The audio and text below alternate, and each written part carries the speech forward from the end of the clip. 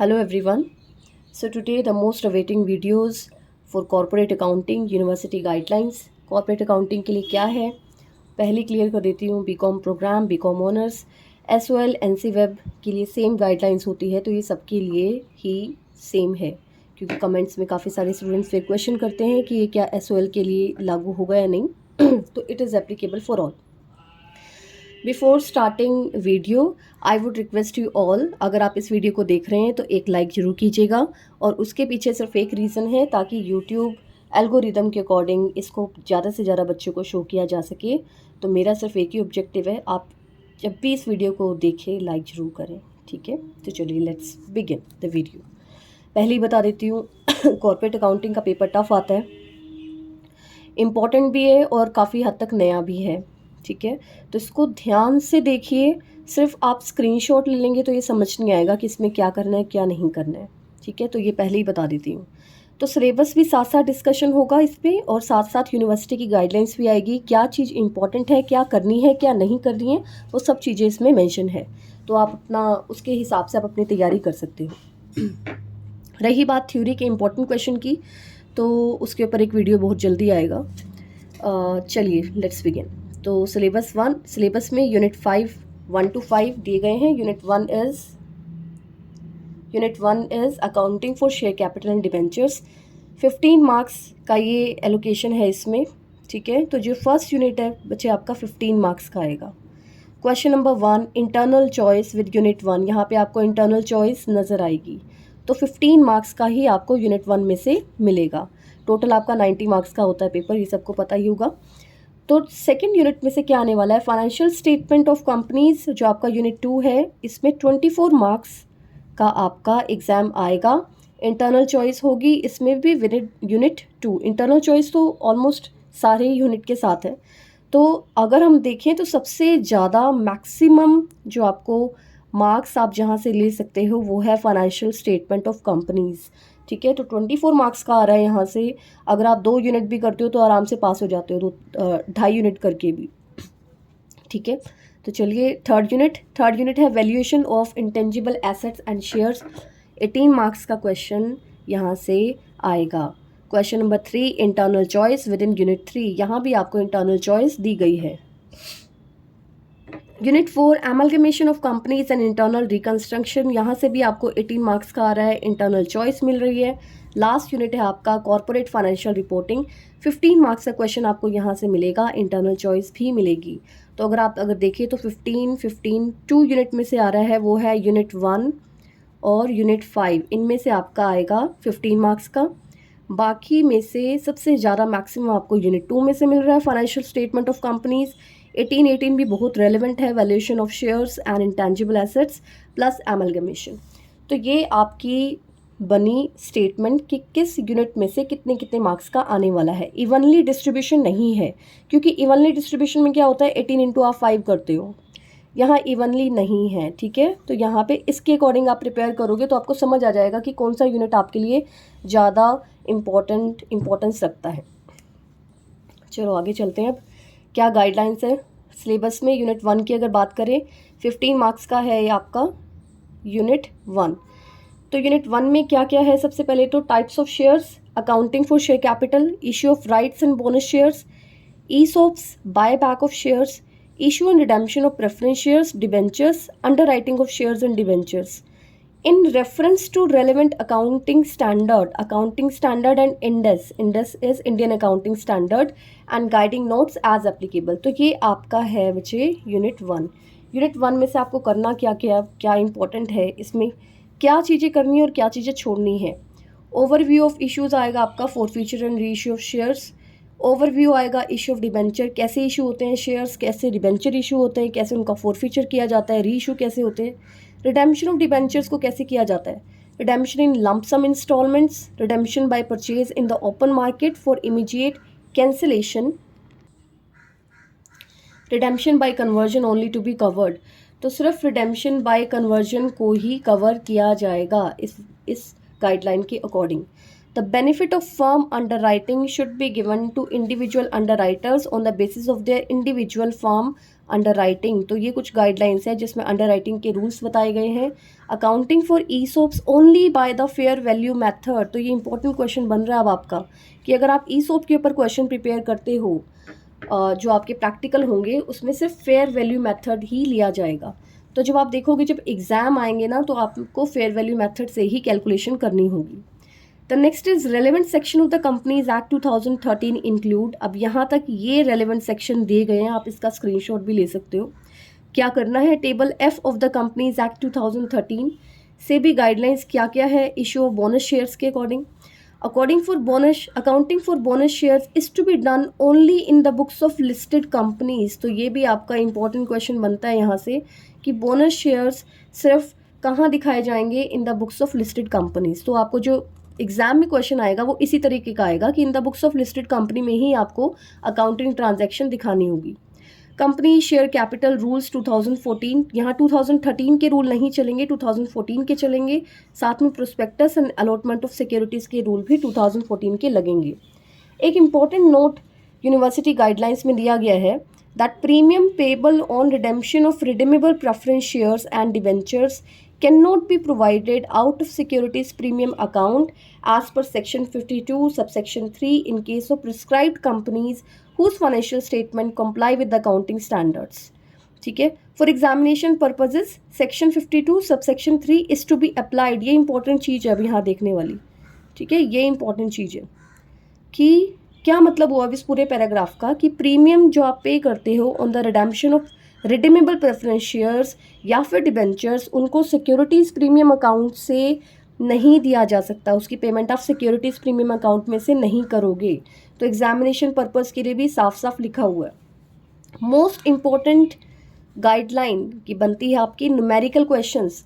Numerical questions are to be framed with the special emphasis on ESOP and buyback. इसके ऊपर आपका numerical question आने वाला है। किसके ऊपर? Buyback and ESOP. ठीक है, ईसोप के ऊपर एक अभी मैंने आपको बताया था ईसोप के लिए क्या था कि accounting for ESOP only by the fair value method. तो ये आपका यूनिट 1 यहाँ तक है। आगे चलते हैं, वीडियो थोड़ी लंबी होने वाली है। ये खाली स्क्रीनशॉट लेके कोई फ़ायदा नहीं है, कुछ भी समझ नहीं आएगा, तो इसलिए एक बार अच्छे से देख लो। टाइम बहुत लगाया मैंने इसमें रिसर्च करने का और ये गाइडलाइंस कराने का, तो अब ध्यान से देख लो बच्चे। Preparation of financial statement of corporate entities including 1 person company, OPC को इंक्लूड किया गया है। Excluding calculation of managerial remuneration, अब इसमें से क्या छोड़ना है, बच्चों को बड़ी कन्फ्यूजन रहती है कि क्या करना है क्या नहीं करना है। तो भाई मैनेजरियल रेमुनरेशन छोड़ दो as per schedule 3 of the companies act. Second part क्या है इसका, related parties as per accounting standard 18। Preparation of statement of profit and loss, balance sheet, statement of equity, cash flow statement manually and using appropriate software, interpreting the ratios calculated as per Companies Act 2013, relevant accounting standard as per the provisions of Companies Act 2013। तो ये तो है आपका syllabus, जो syllabus में mention है।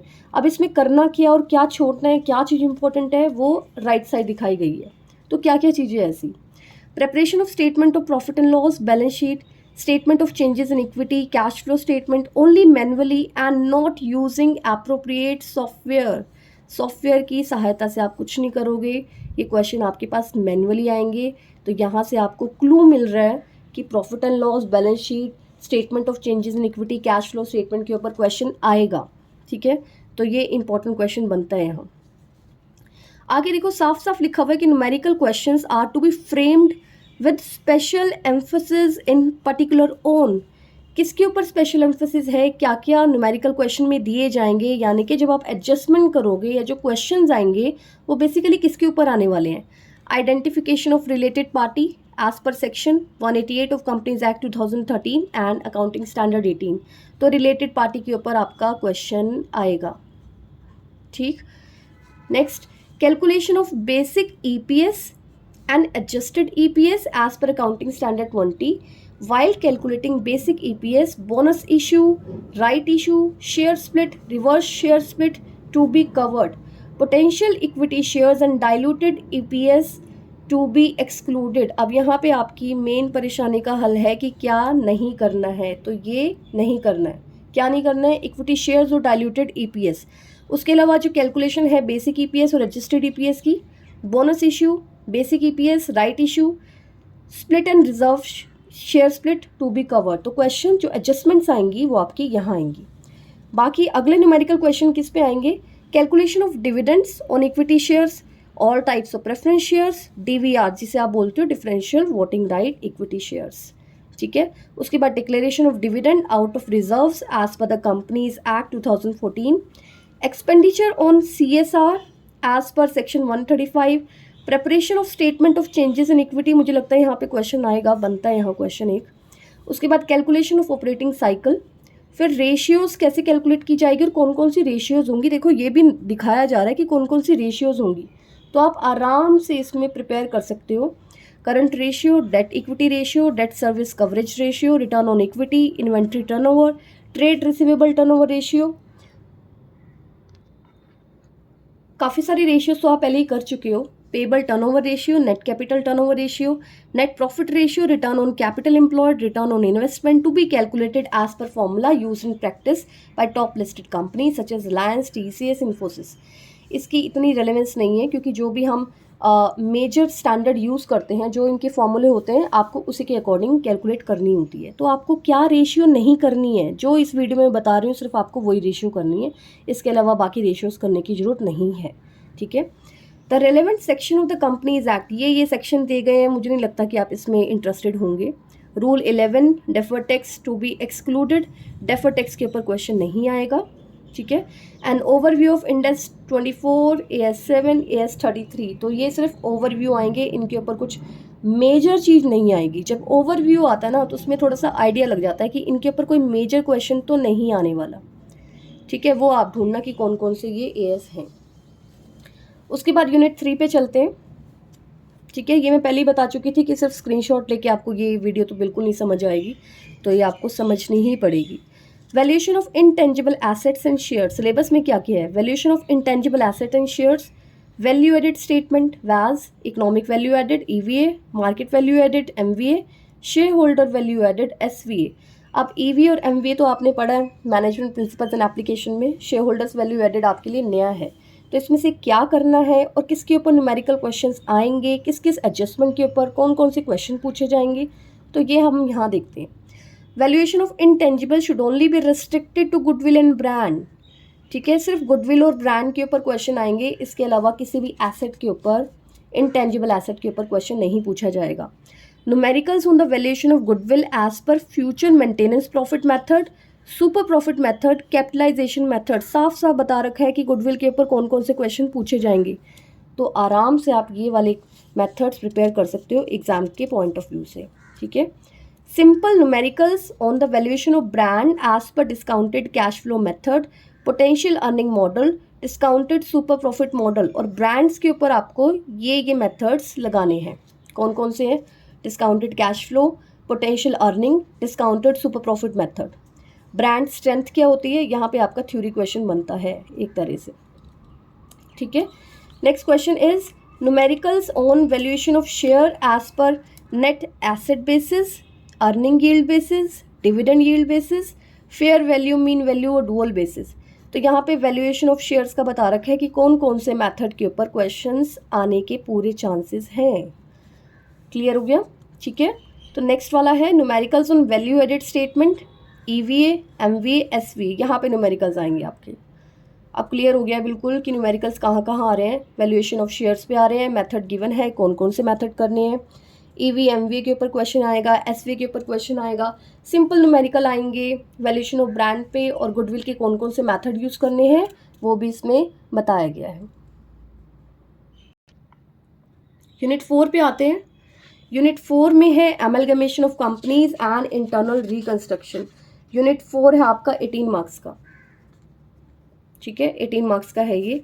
क्या क्या है सिलेबस में, accounting for amalgamation of companies excluding inter company holdings, inter company holdings नहीं करनी है।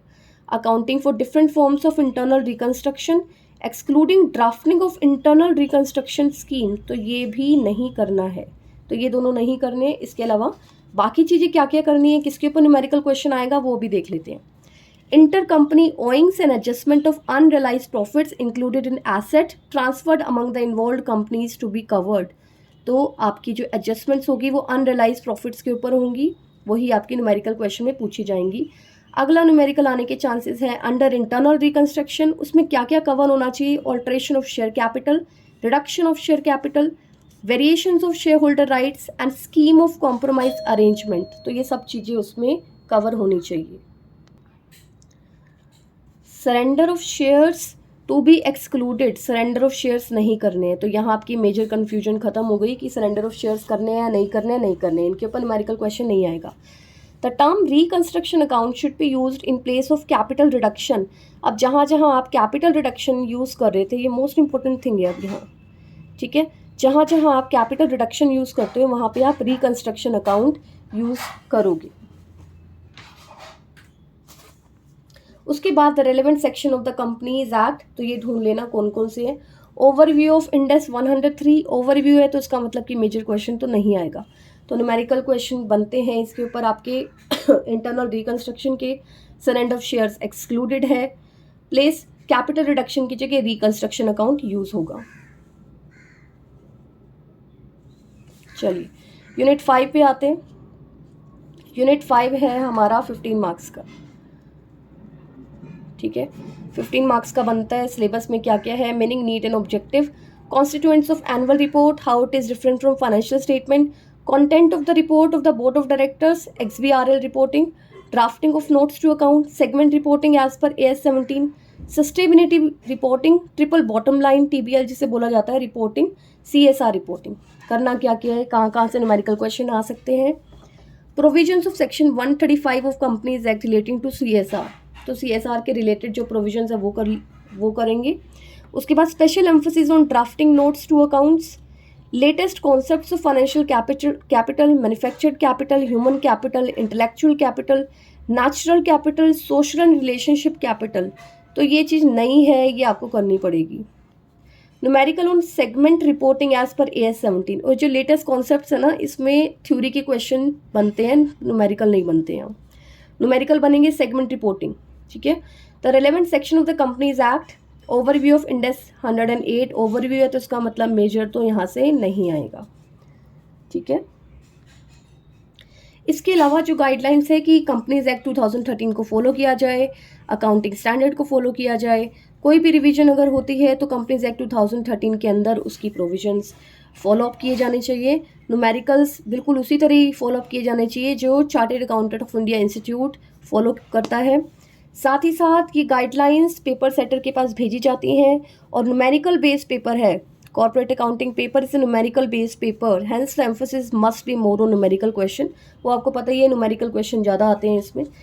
और दैट्स इट. इंटरनल एग्जामिनेशन आपको पता ही है 70 मार्क्स की है. तो सेपरेट गाइडलाइंस ये इंटरनल एग्जामिनेशन कमेटी के पास होती है, वो आपको पता है.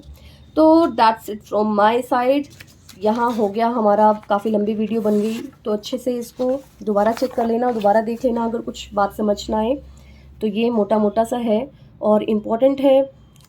सिर्फ स्क्रीनशॉट लेने से काम नहीं चलेगा, ये आपको पढ़ना भी पड़ेगा अच्छे से. तो all the very best for your corporate accounting paper. It's very tough, so do prepare well. All the very best for your exam and do 1 like अगर आप देख रहे हैं इस वीडियो को, ठीक है. Thank you so much for watching. Thank you.